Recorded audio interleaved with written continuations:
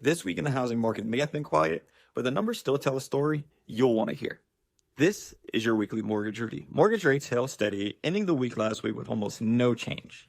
Now, that's great news for buyers who have been watching rates closely because with that stability comes more predictability when planning your home purchase. Now, we had two key reports from the Institute of Supply Management last week as well.